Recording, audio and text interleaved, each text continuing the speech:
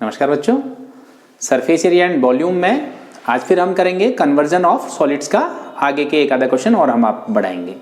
ठीक है, ये क्वेश्चंस मैंने कुछ लिखे हैं बोर्ड में।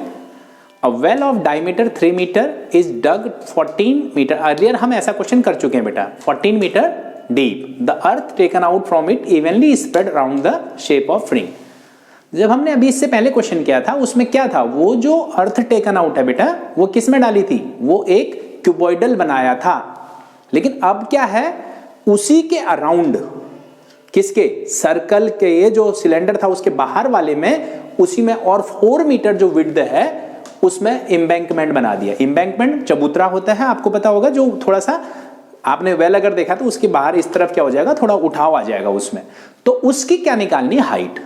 आप सिंपल से एक बात समझ लीजिए, जो भी अर्थ यहां से निकलेगा यानी सिलेंडर का जो वॉल्यूम होगा तो ये रिंग के ऊपर बिछाना है। रिंग के ऊपर क्यों?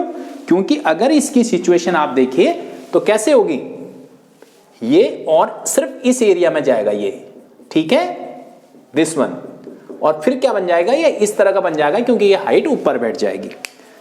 तो सिंपल सी बात है, area, this area into height जो हमें निकालनी है इक्वल टू होगा क्या, वॉल्यूम ऑफ सिलेंडर, जो आपका मिट्टी जो निकलेगी, जो अर्थ निकलेगा कहां से, वेल से।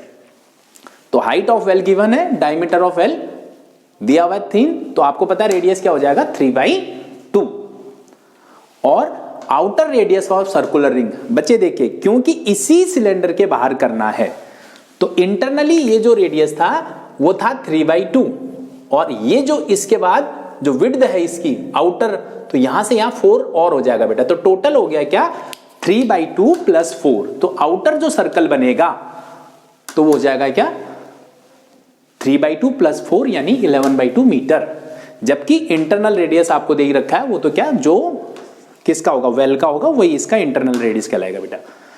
तो अब volume of earth taken out equal to area of ring, क्योंकि इस एरिया में बिछाना है, इनटू हाइट जो उड़ेगी उसकी, इनटू हाइट, तो इतना ही ये वॉल्यूम होगा। देखिए, वॉल्यूम ऑफ अर्थ सिलेंड्रिकल हो गया πr²h, ये होता है बेटा एरिया ऑफ रिंग, क्या, πr² - r², यानी बड़ा सर्कल पीछे वाला आउटर रेडियस के साथ और छोटा सर्कल इनर रेडियस के साथ।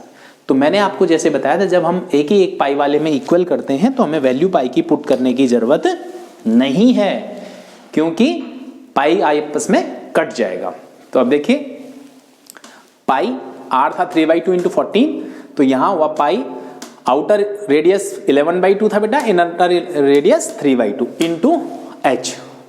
तो अब देखिए ये क्या किया, ये हो गया पाई पाई कट गए आपस में, दिस इज 9/4, 3/2 × 3/2, 9/4 × 14, यहां 11 का स्क्वायर हो गया 121, और 3 का स्क्वायर हो गया 9/4।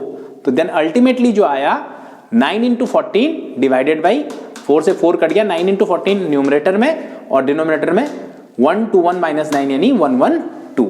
तो अल्टीमेटली दिस इज 9/8 मीटर। अब देखिए सेकंड क्वेश्चन, इस तरह का भी हम पहले कर चुके हैं। A farmer connect a pipe of internal diameter 20 centimetre from a canal into a cylindrical tank. पीछे हमने ये क्वेश्चन एग्जांपल्स में किया था, बताइए तो कैसे किया था। बिल्कुल सिंपल, जो टैंक भरना है उसका वॉल्यूम इक्वल टू जो वाटर फ्लो कराया है उसके वॉल्यूम से अगर डिवाइड कर देंगे तो टाइम निकल जाएगा। देखिए, डायमीटर 10 मीटर है और डेप्थ 2 मीटर है, और if water flows at the rate of 3 km/h। आगे फिर क्या चीजों का ध्यान रखना है, सबसे पहले ये सेंटीमीटर में है, ये मीटर में है, और दिस इज इन किलोमीटर। बार बार आपको, मुझे पता है अब आपको समझ आने लग गया है, आई नो अबाउट दैट। आप मेरी बातों को अगर रूटीन में सारी क्लासें लोगे तो आई एम वेरी कॉन्फिडेंट बच्चे आप कर लोगे। तो ये चीजें आपको मैं इसलिए बहुत बेसिक बात बता रहा हूं, ये बच्चे गलती कर देते हैं। This is in centimetre, this is in metre, this is in kilometre, तो सबको एक ही यूनिट में बदल देते हैं, that is in metre. 20 centimetre equal to 20/100 metre, 100 से डिवाइड कर देंगे, और 3 किलोमीटर मीन 3000 मीटर। तो 1 मिनट में, 1 आवर में कितना पानी क्या होगा, पाइप से निकलेगा। तो देखिए पहले अगर प्रेजेंटेशन देखिए, डायमीटर ऑफ पाइप है 20 सेंटीमीटर, दैट इज 10 सेंटीमीटर। अगर बोलोगे तो 1/10 metre. Speed of water 3000 kilometre per hour यानी 3 किलोमीटर पर आवर यानी 3000 metre per hour. Diameter of tank भी जो भरना है 10 मीटर दे रखा है, उसका रेडियस है 5, और जो डेप्थ है उसकी डेप्थ कितनी है बेटा, दिस इज 2 मीटर। तो simply volume of water flow through the pipe in 1 hour. क्या पाइप भी क्या होता है, सिलेंड्रिकल होता है, pi r square h, that is pi r हो गया 1/10 स्क्वायर इंटू 3000। कितना पानी निकलेगा 1 घंटे में, 30 पाई मीटर क्यूब। मैंने बेटा पाई की वैल्यू फिर नहीं रखी है क्योंकि जो टैंक है वो भी सिलेंड्रिकल है, तो वहां पर भी पाई होगा तो पाई पाई कट जाएंगे। तो वॉल्यूम ऑफ टैंक कितना, पाई आर स्क्वायर एच यानी 50 पाई मीटर क्यूब। सिंपल सी बात है बेटा, 1 घंटे में अगर 30 पाई मीटर क्यूब पानी निकलता है तो 50 पाई मीटर क्यूब भरने के लिए 2 घंटे में 60 निकलेगा, मतलब 1 आवर कुछ ऐसे मिनट निकल जाएंगे।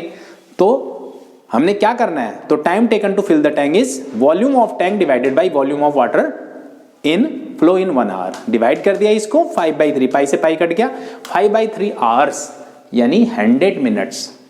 कैसे बोल सकते हैं, 1 आवर 40 मिनट्स भी आप बोल सकते हो।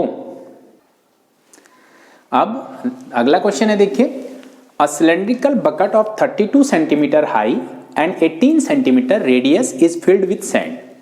This bucket emptied on the ground and a conical heap of sand is formed.